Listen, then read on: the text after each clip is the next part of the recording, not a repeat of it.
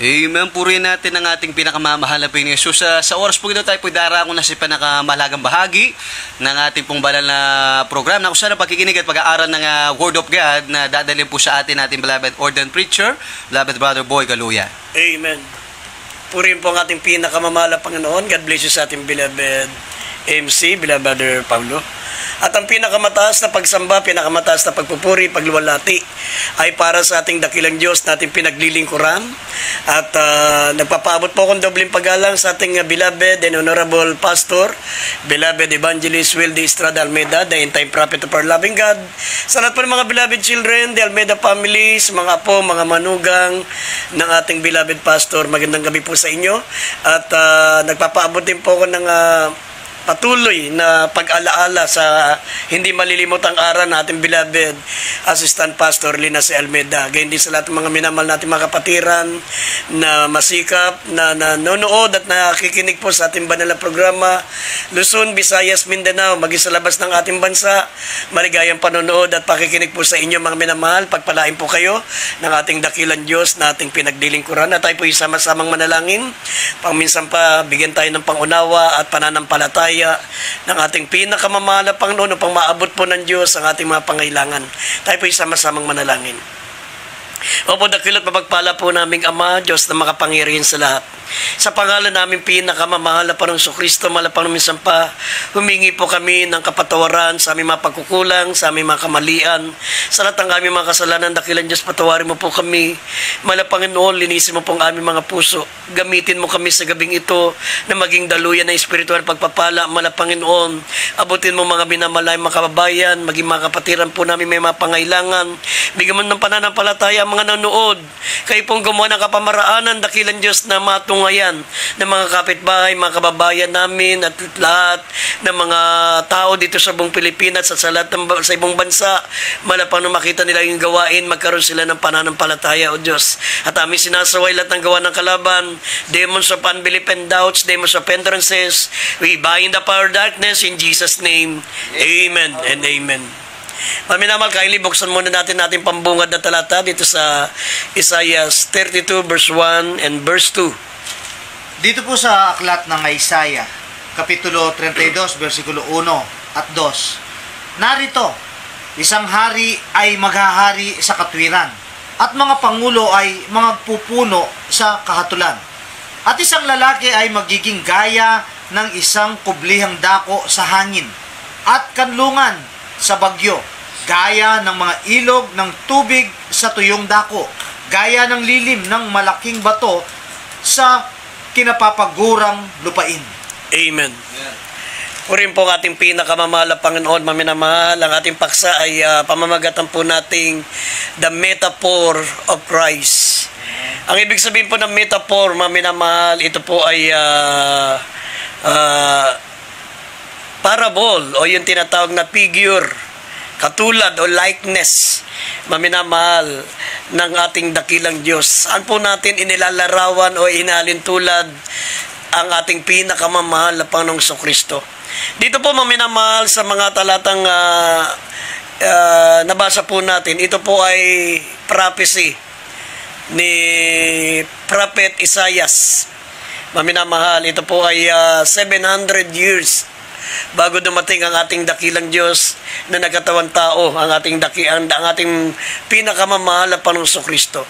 At dito po, maminamahal, ay humula siya na kung ano po ang magiging kalagayan o ano po, maminamahal, ang mailalarawan natin ang ating mahal na Panginoong Kristo sa kanyang pagparito. At katunayan, maminamahal, dito sa verse 1, kasama rin po ang mga mananampalataya ng ating mahal na Panginoon. Ang sabi rito, at mga pangulo na magpupuno sa kahatulan. Doon sa verse 1, maminamahal, sabi narito, isang hari ay maghahari sa katwiran. Inilalarawan ni Isaias ng ating mahal na Panginoong Kristo, maminamahal, ay isang hari At ang mga tinutukoy po rito mga pangulo na magpupuno sa katulan, ito po maminamahal ang mga mananampalataya ng ating pinakamamahal na Panginoong Kristo na sinabi ng Biblia, maminamahal sila ay maghaharing kasama ni Kristo, maminamahal pagdating po ng araw, yung tinatawag na millennium. Kaya dito po, sa verse 2, maminamahal, makikita nyo po paano po inilalarawan ni Isaias ang ating mahal na Panginoong Kristo.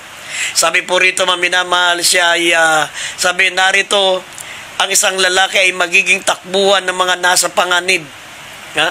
Sabi, siya ay inilalarawan bilang isang ligtas na lugar sa mga trahedya, lapitan ng mga nangangailangan at kapahingahan ng mga bagbag na puso at mga nabibigatang mga desperadong tao. Dito po inilalarawan ng ating pinakamamahal na Panginoong Kristo, inisa-isa, specific. Sa verse 2, inilarawan ni Isaias ang ating pinakamamahal na Panginoon. Sabi ng Biblia sa English, sabi, He is like a hiding place from the wind. Siya ay magiging, sabi rito, siya ay magiging kubliang dako sa hangin. Mga minamahal, magiging hiding place natin ang ating mahal na Panginoong Jesucristo.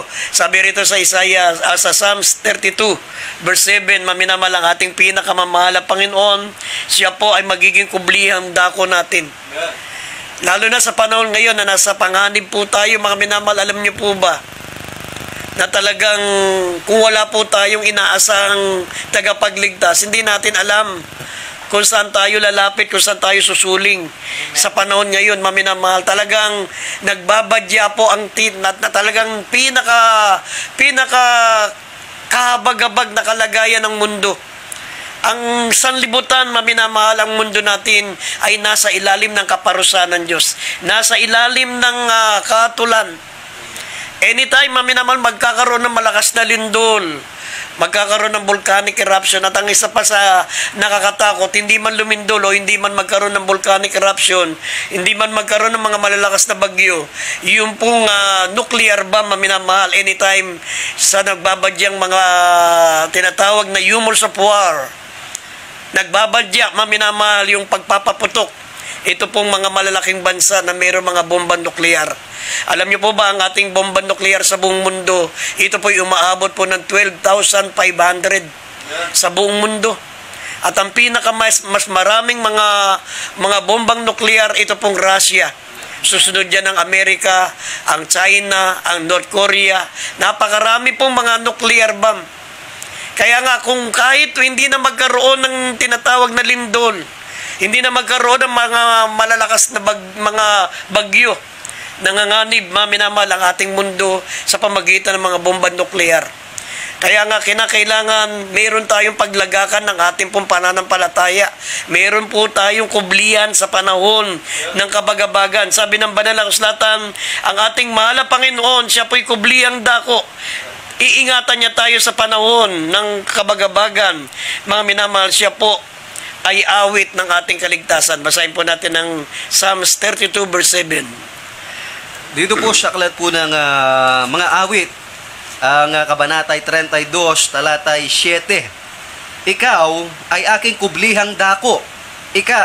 Iyong iingatan ako sa kabagabagan, iyong kukulungin ako sa palibot ng mga awit ng kaligtasan. Amen. Amen. Yan po, maminamahal. Kasi sinabi ni Isaias, maminamahal, mayroong isang lalaki magiging gaya ng isang kublihang dako sa hangin. Ha? At siya ay magiging kanlungan. Sabi siya, ang magiging kublihan natin, mga minamahal, magiging hiding place. Kung wala tayong tatakbuhan, kung wala po tayong pagtataguan, mga minamahal, saan tayo susuling? Saan po tayo, mga minamahal, tatakbo? Saan tayo, mga minamahal, maghahanap ng tulong? Kung wala po tayo, mga minamahal na Diyos na pinaglalagakan natin ang ating kaligtasan. Sinabi ng Biblia, mga minamahal, sa mahal na Panginoong Kristo, meron tayong kaligtasan. Siya ang ating kublihan dako. Sabi dito sa Roma, Kapitulo 10, talatang 13 at 14, basahin po natin. Sabi ng Biblia, ang tumawag sa pangalan ng ating mahal na Panginoong Jesucristo ay maliligtas. Basahin po natin ang talatang yan, maminamahal. Roma. Dito po sa aklat ng mga taga-Roma, Kapitulo 10, versikulo 13 at 14. Sapagkat ang lahat na nagsisitawag sa pangalan ng Panginoon ay mga liligtas. Paano nga silang magsisitawag doon sa hindi nila sinasampalatayanan? At paano silang magsisimpalataya sa Kanya na hindi nila napapakinggan? At paano silang makikinig na walang tagapangaral? Amen. Maminamahal, sabi ng banal na kasulatan, ang tatawag sa pangalan ng ating mahal na Panginoon ay maliligtas. Sapagat ang pangalan ng mahal na Panginoon, ang sabi ng Biblia, ito'y matibay na muog, tinatakbuhan ng matuwid at sila'y maliligtas. Tanging sa pangalan lamang ng mahal na Panginoong Jesucristo tayo maliligtas. Sinabi po ng mga Gawa, Kapitulo 4, talatang 10 hanggang 12, walang ibang pangalang ibinigay sa silong ng langit na sukat ikaligtas ng tao, kundi ang pangalan ng mahal na Panginoong Jesucristo. Oo, marami tayong tinatawagang Diyos, maminamahal. Sabi nga ng banal na kasulatan, kung gaano karami ang ating bayan, ganun karami ang ating Diyos. Pero sinabi ng Biblia, walang ibang pangalan na ibinigay sa silong ng langit na sukat ikaligtas ng tao, kundi ang pangalan ng ating pinakamamahal na Panginoong Jesucristo. Kaya sabi, ang tumawag sa pangalan ng mahal na Panginoon ay maliligtas. Pero bakit may mga taong tumatawag sa pangalan ng mahal na Panginoon Diyos, hindi naman naliligtas? Sapagat sabi ng Biblia, paano silang magsisitawag doon sa hindi nila sinampalatayanan? Maraming tumatawag sa Diyos pero hindi sila naniniwala sa ating mahal na Panginoong Jesucristo na siya ang Diyos. Hindi sila naniniwala na ang ating mahal na Panginoong Jesucristo siya ang Diyos. Kaya yung sinabi, paano sila magsisitawag sa hindi nila sinasampalatayanan? Maraming mga reliyon ngayon, sekta, ang tinatawagan nila Ama, pero hindi naman nila alam kung anong pangalan ng Ama. Amen. Ang Diablo, Ama rin ang tawag diyan sa John 8:44. Ngayon, kung hindi mo bibigyan ng pangalan yung Ama, na tinatawagan mong Ama, at hindi ka naniniwala na si Kristo yung tinutukoy na Ama, na nakasulat sa Ephesians chapter 5 verse 20, sino yung Ama na tinatawagan mo dahil hindi ka naman naniniwala na si Kristo yung Ama? Amen. Yun yung sinasabi na paano silang magsisitawag sa hindi nila sinasampalatayanan. May mga tumatawag kay Allah na ang ibig sabihin ng Allah ay great God. Great God. Kaya nga tinatawag natin sila, mga kapatid natin Muslim, Alalahu Akbar. Tinatawag natin dakilang Diyos. Dakilang Diyos ang ibig sabihin ng Allah. Pero tinatawagan natin yung dakilang Diyos, pero hindi natin alam kung sino yun. Amen. Yung Allah, hindi po pangalan yan. Ang ibig sabihin ng Allah ay dakilang Diyos. Amen. Pero kung mababasa niyo po ang Titus, Kapitulo 2, talatang 13, ang ating dakilang Diyos na tagapagligtas ay ang ating mahal na Panginoong Jesucristo. Amen. Yun yung sinasabi ng Biblia, paano silang magsisitawag sa hindi nila sinampalatayanan. Kahit anong tawag mo sa Diyos, kahit anong tawag mo, maminamal, kahit, sabi nga ng Biblia, maminamal, kahit sunugin mo ang katawan mo. Kahit lumakad ka mula sa pintuan hanggang sa altar ng paluhod, hindi ka pakikinggan ng Diyos kapag tumatawag ka ng walang pananampalataya. Paano silang magsisitawag sa hindi nila sinampalatayanan? At paano silang magsisampalataya sa hindi nila napakinggan? Mas maraming nangangaral ngayon, maminamal, na hindi si Kristo ang Diyos. Kaya wala silang pananampalataya sa mahal na Panginoong Jesucristo. Mas majority po yung nagtuturo na si Kristo hindi Diyos. Pero kami po, maminamal, aming pong tahasan at buong pagmamalaki naming sasabihin sa inyo at setas por setas, kaya namin patunayan sa inyo na walang ibang Diyos kundi si Kristo. Amen. Siya ang tunay na Diyos at buhay na walang hanggan. Sabi ng Titus 2:13, ang ating mahal na Panginoong Jesucristo, siya po ang Diyos na ating tagapagligtas.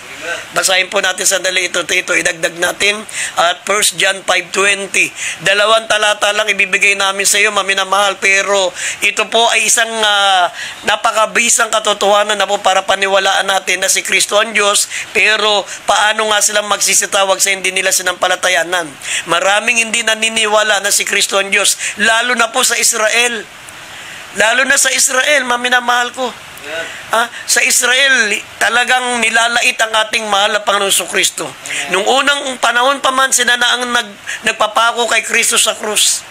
Kahit, sabi ng Biblia, ang mahal na Panginoon Kristo, doon siya maminamahal, ipinanganak, doon siya lumaki, doon siya gumawa ng katakot-takot na himala, doon siya nagpakita ng kapangyarihan na ang Diyos, mga minamahal ay nasa Kanya, ayaw pa rin maniwala ng Israel.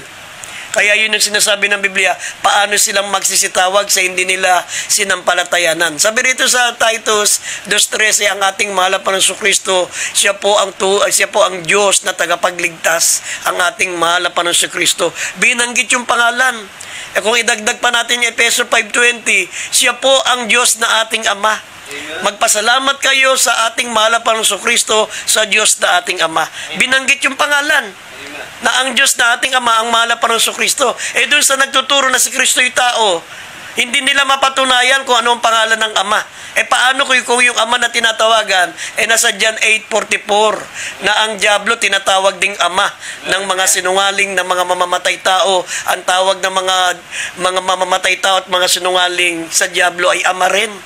O paano kung hindi mo bibigyan ng pangalan yung ama na binabanggit mo, kung yan pala yung nasa John 8:44? Kaya sabi rito, basahin po natin Titus 2:13, 1 John 5:20, at dito sa Efeso 5:20, ang Ama ay ang ating mahal na Panginoong Kristo, ang Diyos na tagapagligtas, ang ating mahal na Panginoong Kristo, at ang tunay na Diyos at buhay na walang hanggan, ang ating mahal na Panginoong Kristo. Basahin natin. Dito po sa aklat ng Tito, kay Tito, Kabanatang 2, ang talatay 13, na hintayin niyaong mapalad na pag-asa at ang pagpapakita ng kalwalatian ng ating dakilang Diyos at tagapagligtas na si Jesucristo. Dito po sa unang 1, chapter 5, verse 20. At nalalaman natin na naparito ang anak ng Diyos at tayo'y binigyan ng pagkaunawa upang ating makilala siya na totoo. At tayo'y nasa kanya na totoo sa makatuwid ay sa kanyang anak na si Jesucristo. Ito ang tunay na Diyos at ang buhay na walang hanggan. Dito sa Efeso, Kabanatay 5, talatay 20, na kayo'y laging magpasalamat sa lahat ng mga bagay sa pangalan ng ating Panginoong Jesucristo sa Diyos na ating Ama. Amen. 3 talata pa lang yan. Very convincing na.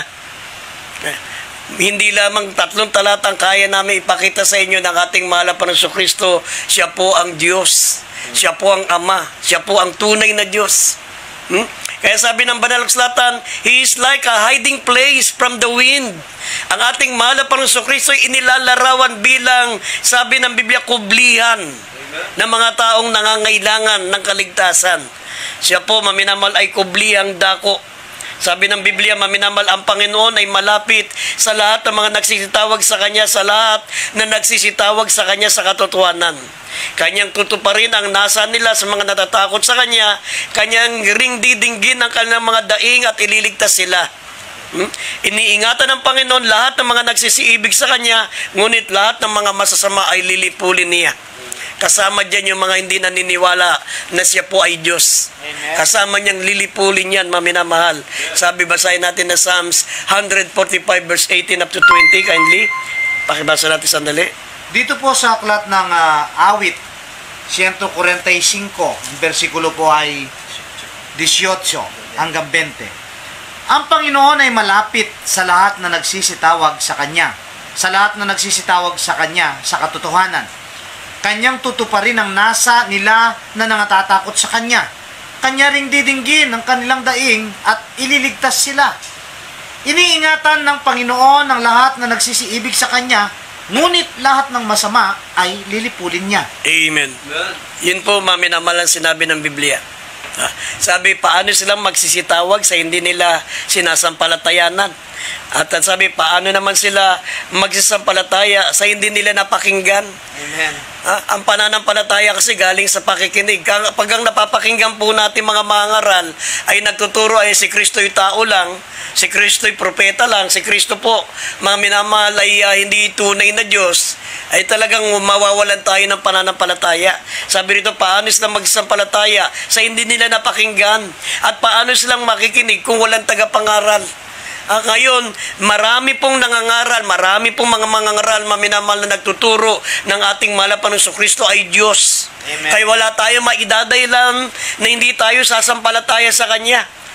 Sabi, paano lang makikinig na walang tagapangaral? Ngayon, maraming nangangaral, maminamahal, imposibleng hindi po kayo, mga minamahal, magkaroon ng pananampalataya na ang ating mahal na Panginoong Kristo, siya po ang ating dakilang Diyos. Nabasa po natin, maminamahal, inilalarawan ni Isaias, ang ating mahal na Panginoong Kristo ay katulad, sabi ng kublihang dako, sa lahat ng hangin, sa hangin. Ibig sabihin sa lahat ng mga trahedya, magkaroon man maminamahal ng tinatawag po na nuclear bomb. Pagsabog ng nuclear bomb, yung radiation ng nuclear na yan, maminamahal, yung sasama sa hangin, kahit yung tinatawag na biological weapons na isinasaboy ng mga pinagmulan ng mga virus na naglipana sa buong mundo ngayon, tayo po, maminamahal, may kublihan. Ang ating mahal na Panginoong Kristo. He is like a hiding place from the wind. Iingatan tayo ng ating pinakamamahal na Panginoon sapagkat dito po inilalarawan ng ating mahal na Panginoong Kristo. At pangalawa, sabi po rito, He is like a covert in the tempest. Siya po ang magiging, sabi rito, siya po ang magiging taguan natin sa panahon ng mga malalakas na bagyo. Hindi mo na kinakailangan, maminamahal, na ikaw ay magganap ng kuweba. Hindi mo na kinakailangan, maminamahal, na sumilong ka sa mga cover court. Pag ikaw ay may Diyos na tinatawagan, maminamahal, lili sa iyo ang malalakas na hangin.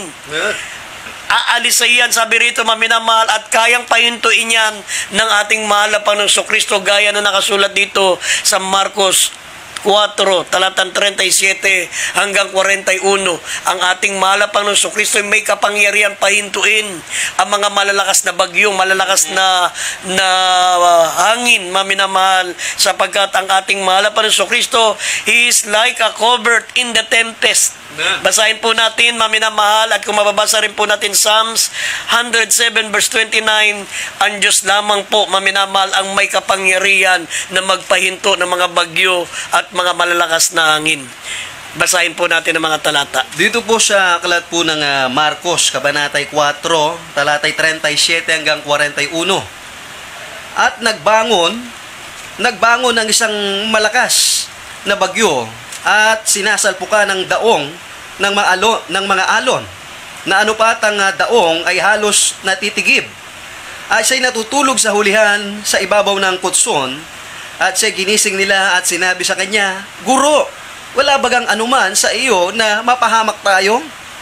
At gumising siya at sinaway ang hangin at sinabi sa dagat, Pumayapa, tumahimik ka. At humimpil ang hangin at humusay na totoo ang panahon. At sinabi niya sa kanila, Bakit kayo nakatakot? Wala pa baga kayong pananampalataya? At sila'y nakatakot na lubha at sila'y nagsasabihan, Sino nga ito na pati ang hangin at ang dagat ay tumatalima sa kanya? Amen. Sa awit 107 verse 29. Dito po sa aklat ng mga awit, kapitulo 107, ang versikulo po ay 29. Kanyang pinahihimpil ang bagyo na anupat ang mga alon niyaon ay nagsisitahimik. Amen. Yan po, maminamahal, ang ating pinakamamahal na Panginoong Kristo. Noon pa man, inilarawan na siya, maminamahal, ni Isaias, ni Prophet Isaias. He is like a covert in the tempest. Amen. Pag ikaw ay maglalagak ng pananampalataya sa ating pinakamamahal na Panginoong Kristo, sabi ng Biblia, siya ay magiging kublihan mo. Magiging kanlungan mo sa bagyo. Nabasa natin Isaias 32 verse 2. Amen. Inilalarawan siya, sabi, siya'y magiging kublihang dako, maminamahal, magiging kublihan natin sa bagyo. Kayang patahimikin ang ating mahal na Panginoon, maminamahal, ang mga malalakas na bagyo. Yeah. Sabi ng Banal na Kasulatan, siya po, maminamahal, ang ating stronghold in the time of battle. Siya, sabi, a sanctuary for those needing place. Siya ang magiging santuaryo natin, maminamahal. Magiging kublihan, magiging takbuhan natin. Sabi rito sa Nahum 1, talatang 7, ang ating pinakamamahal na Panginoon, maminamahal, sabi ng Banal na Kasulatan, ay Siya po, maminamahal, ay katibayan sa kaarawan ng kabagabagan. Amen. At kung tayo'y maglalagak ng tiwala sa Kanya, maminamahal, tayo po ay ililigtas ng ating pinakamamahal na Panginoon. Yeah. Basahin natin ang Nahum 1, talatang 7. Dito po sa aklat ng Nahum, Kabanatay 1, talatang 7. Ang Panginooy mabuti, katibayan sa kaarawan ng kabagabagan, at nakikilala niya yaong nangaglalagat ng kanilang tiwala sa Kanya. Amen. Amen. Yan po, maminamahal. Kaya nga, kapag ikaw po ay may pananampalataya sa ating pinakamamahal na Panginoon Kristo, isusuko mo ang buhay mo sa Kanya. Amen. Maglilingkod ka sa Kanya, maminamahal. Kahit anong mangyari sa mundo natin, maminamahal, matutulog kang gaya ng maliit na bata. Amen. Payapa at mahihimbing kang matutulog. Sabi ng Psalms chapter 4 verse 8, payapa at mahimbing kang matutulog, maminamahal, sa gitna ng mga kabagabagan, sa gitna ng mga kaguluhan, sapagkat meron kang kublihang dako, merong Diyos, mga minamahal, na mag-iingat sa iyo. Siya ay kublihan mo sa mga malalakas na bagyo, sa lahat ng mga trahedya, ano man namang nangyayari sa paligid natin, hindi ka mangangamba, hindi ka matatakot, sapagkat merong Diyos, maminamahal, na pinakatakbuhan at pinakataguan mo, kublihan mo. Sabi rito, basahin natin sa Psalms 4 verse 8. Dito po sa aklat ng mga awit, Kapitulo 4, versikulo 8. Payapa akong hihiga at gayon din matutulog, sapagkat ikaw, Panginoon, pinatatahan mo akong mag-isa sa katiwasayan. Amen. Tignan niyo, maminamahal. Pag tayo po ay may pananampalataya, kapag tayo po ay naglingkod na sa ating pinakamamahal na Panginoon, anuman ang mga nangyayari sa paligid natin, yan po lahat ay nasa banal na kasulatan. War, rumors of war, earthquake, famine, pestilences. Marami pa, maminamahal, ang nakakatakot dyan, yung tinatawag na pagsabog ng nuclear bomb. Talagang pati labi mo, maminamahal, hindi na makikita. Yeah. Pag mismong dun sa lugar, sa bansa nyo bumagsak ang bombang nuklear, maminamahal, talagang instant cremate ka. Yeah. Pati alabok mo, hindi na matutungayan, hindi na makikita, maminamahal. At pagkatapos pa, mga minamahal ko, ng pagsabog ng bombang nuklear, meron pang side effect yan, yung radiation yan. Maagnas ang iyong katawan, maminamahal, magiging para kang zombie. Lasog-lasog na yung katawan mo, mga minamahal, talagang dislocate na yung katawan mo, talagang sira-sira na ang mga katawan mo, nakikita na yung kalansay mo, kitang-kita na yung buto mo, pero hindi ka pa rin mamamatay.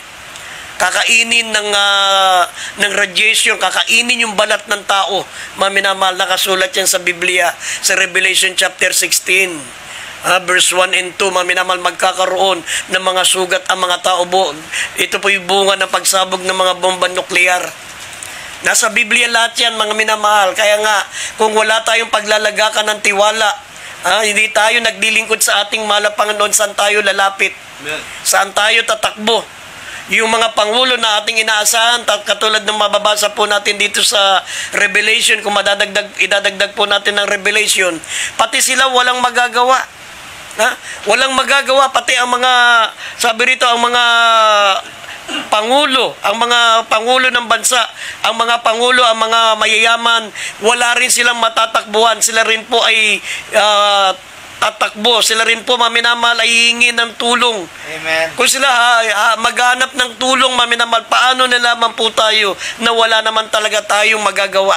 Sabi rito, mababasa po natin, idadagdag natin ang Revelation chapter 6, verse 15 up to 17.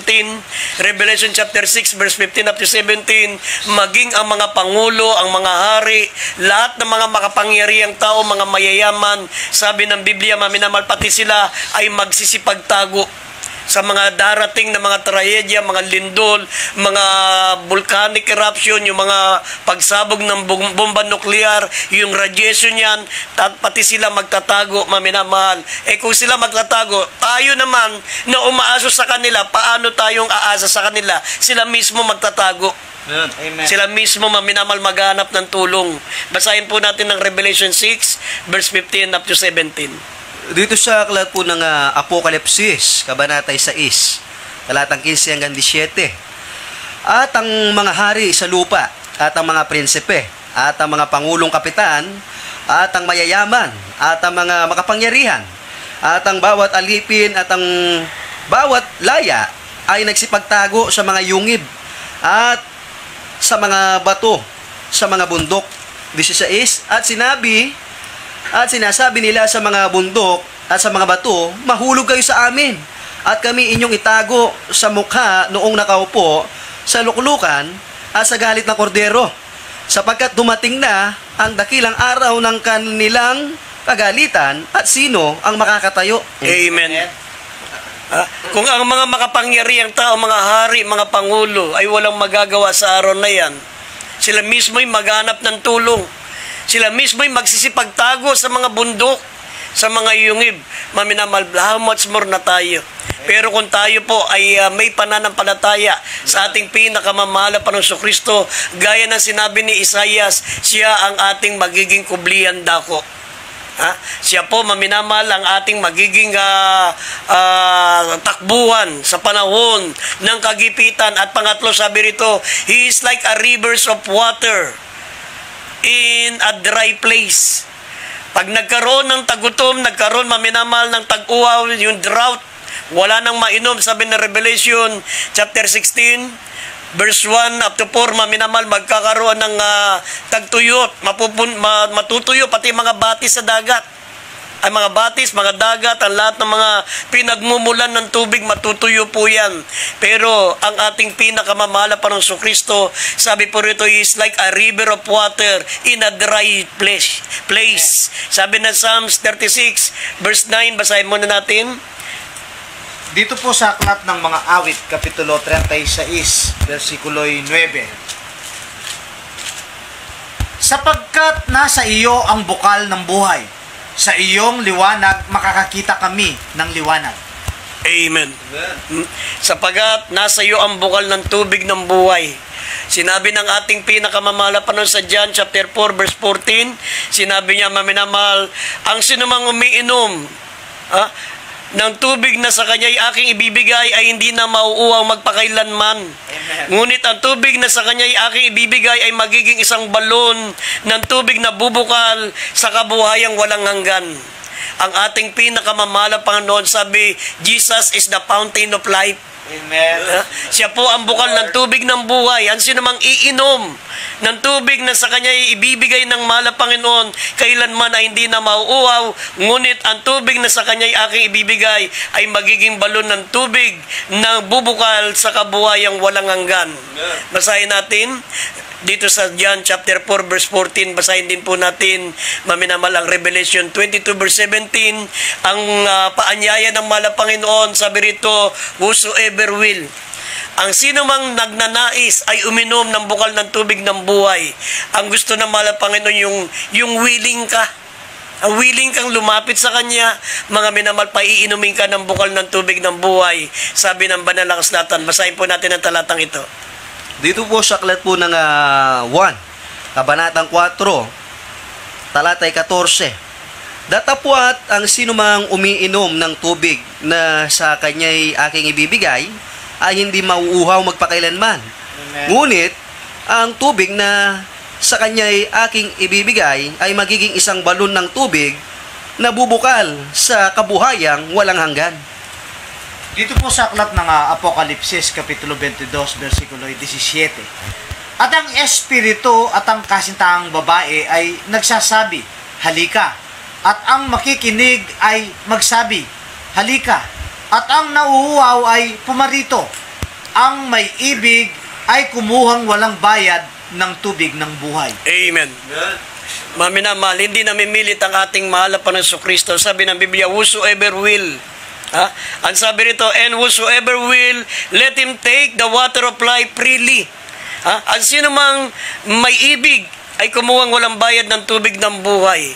Ang ating mahal na Panginoon Kristo is like a river of water in a dry place. Siya ay magiging bukal ng tubig ng buhay, ang ating pinakamamahal na Panginoon. Kaya nga, kung hindi po tayo lalapit sa Kanya, kundi natin paglalagakan ng tiwala ang ating mahal na Panginoon Kristo, gaya ng sinabi ng Jeremiah 17:13, sabi rito, maminamal ang kanilang mga pangalan ay maihiwalay. Sabi, ang kanilang mga pangalan ay masusulat sa lupa. Amen. Ibig sabihin, maminamahal, pag hindi ka sumampalataya sa mahal na Panginoon, pinabayaan mo ang bukal ng tubig ng buhay, hindi ka lumapit sa Kanya, sabi, ang iyong pangalan maisusulat sa lapida. Makikita mo na lang ang pangalan mo ng lahat ng mga pinabayaan ng ating mahal na Panginoon ay lumapit sa bukal ng tubig ng buhay. Sabi, masusulat ang kalang mga pangalan doon sa lupa. Sabihin, sa lapida. Mailalagay ang pangalan mo sa lapida. Sa madaling salita, mamamatay ang mga taong pinababayaan ang bukal ng tubig ng buhay, ayaw lumapit sa ating mahal na Panginoon ngayon na nag-aanyaya siya na whosoever will, sabi ng mahal na Panginoon, na tayo magsilapit sa Kanya, yung mga nagnanais uminom ng bukal ng tubig ng buhay. Basahin po natin ito, Jeremiah 17:13.